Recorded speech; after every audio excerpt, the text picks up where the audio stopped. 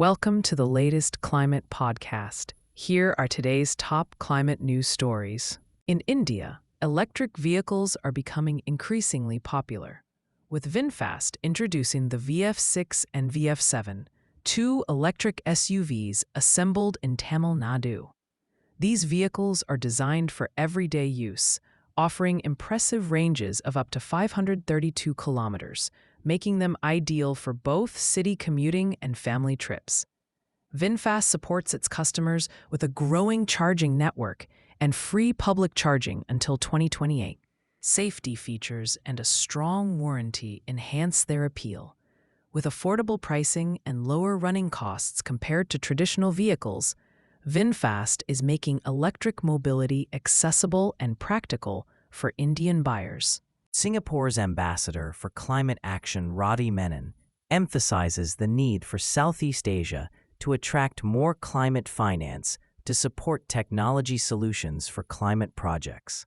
Despite a global rise in private funding for climate initiatives, Southeast Asia is falling behind. Menon highlights the importance of innovative financing models, like the Financing Asia's Transition Partnership, which can leverage public funds to attract private investments. He also calls for stronger commitments from ASEAN nations at the COP30 summit to enhance investment interest.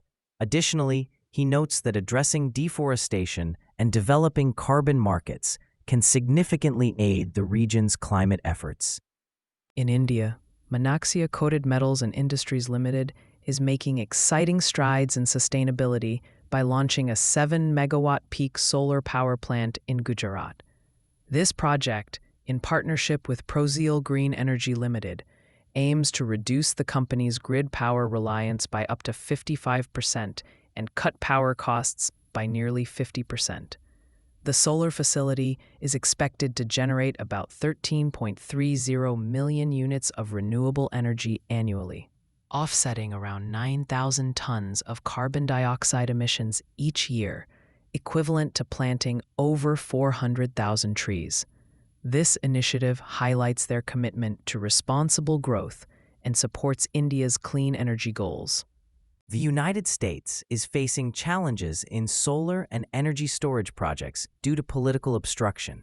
Recent reports indicate that around 500 projects, totaling nearly 116 gigawatts of capacity, are at risk, which could impact energy availability for 16 million homes. The Solar Energy Industries Association warns that these delays, affecting 44 states, including Texas and Arizona, threaten energy security and could raise costs for families and businesses. Many projects are stuck in lengthy federal reviews, complicating efforts for developers and local communities. This situation highlights the need for smoother processes to support renewable energy growth across the country. India has signed an exciting deal with Singapore's GSC Group for a 1.5 gigawatt hydro storage project in Maharashtra, valued at approximately $960 million. This initiative, located in Dhuli and Nandurbar districts, is set to create around 2,500 jobs and enhance the state's renewable energy capacity. Chief Minister Devendra Fadnavis emphasized the favorable geography of the Sahyadri mountain ranges for such projects, aiming to develop 100 gigawatts of hydro storage. GSC Group is committed to strengthening India's renewable energy infrastructure, making this project a significant step towards a sustainable energy future. Fraser and Neave Holdings BHD, based in Kuala Lumpur, is excited to expand its dairy offerings beyond fresh milk to include butter, cream, and yogurt, thanks to its F&N AgriValley project. The company is investing in green energy solutions at its Gemas farm, aiming to reduce reliance on imported products. With over 4,000 cattle in climate-controlled barns, F&N is set to begin commercial milk production in early 2026. Additionally, 2,500 pregnant heifers from Chile will enhance milk production. F&N is committed to sustainable growth and providing affordable, high-quality dairy products while supporting Malaysia's food security goals. India is making strides in sustainability with T-Hub's launch of its fourth cohort in the Atal Incubation Center T-Hub Sustainability Program, featuring 20 innovative startups. This 15-week hybrid program is designed to foster high-impact solutions in climate tech, ocean tech, agri-tech, renewable energy, circular economy, and sustainable manufacturing. Since its inception, the program has supported over 80 startups, facilitated 147 pilots, and created more than 600 green jobs, showcasing its positive impact. Notable participants in this new cohort include native farmers, Altaberg, and Bharat Charge, all receiving tailored mentorship and support to thrive in the sustainability sector. India is making strides in climate action with the launch of its first Youth Climate Action and Innovation Center in Telangana, announced at the 9th 1B Activate Impact Summit in Geneva. This initiative aims to empower young citizens to lead the state towards a net-zero future. By 2030, the center plans to train over 100,000 youth in green skills, connect 1,000 startups, and create 10,000 job opportunities. With a focus on innovation and sustainability, this project aligns with the Chief Minister's vision, fostering a new generation of climate innovators and changemakers in Telangana. In a thoughtful critique, the author emphasizes the negative impacts of traditional hydropower dams on forests and climate change, particularly in tropical countries. While acknowledging the International Energy Agency's views, they argue that these dams are outdated and harmful, turning carbon sinks into emitters and worsening rainfall issues. Instead, they advocate for pumped storage hydropower, which offers a sustainable energy storage solution without damaging forests. This technology has been effective for over a century and can support clean energy sources like wind and solar. The author believes that prioritizing such solutions is essential for a sustainable energy future. India is facing a significant water crisis, influenced by climate change and human activity. The country receives about 4,000 billion cubic meters of precipitation annually, but only 690 billion cubic meters is usable due to uneven distribution and infrastructure challenges. Climate change is causing more extreme weather events, affecting water availability and quality. However, there are positive steps being taken, such as repairing aging dam infrastructure and improving canal irrigation systems. Embracing adaptive management and open data can enhance decision-making and collaboration among agencies. With these efforts, India can navigate its water challenges and ensure a sustainable future. Pakistan's agriculture sector is facing significant challenges as farmers struggle with rising costs and the impacts of climate change. The combination of soaring prices for fertilizers and electricity, along with falling global crop prices, has put immense pressure on these farmers. Erratic weather patterns are further complicating their situation, making it hard to manage expenses. While some farmers are finding creative ways to adapt, such as using solar-powered irrigation, they still face systemic issues, like exploitative middlemen, that hinder their progress. Despite these hurdles, farmers are seeking solutions to sustain their livelihoods and the nation's agricultural future. Asia is at the forefront of the green energy transition, essential for both its economic growth and global climate goals. As the region contributes significantly to greenhouse gas emissions, it faces challenges like extreme climate hotspots, particularly in India. Transitioning to sustainable energy can enhance financial stability and market access, especially as major markets demand greener products. Innovative financing solutions are crucial. With growing interest from private investors in green projects, Asia's advancements in clean technology, particularly in solar power, showcase its potential.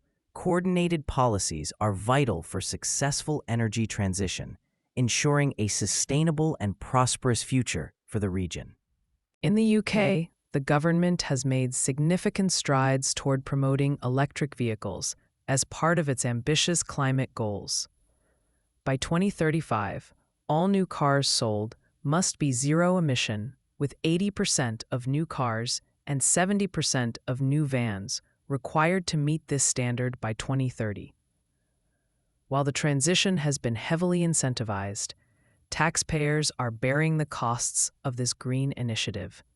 As the government seeks new revenue sources, such as a pay-for-mile tax, many electric vehicle owners feel unfairly targeted despite their compliance with the push for cleaner transportation.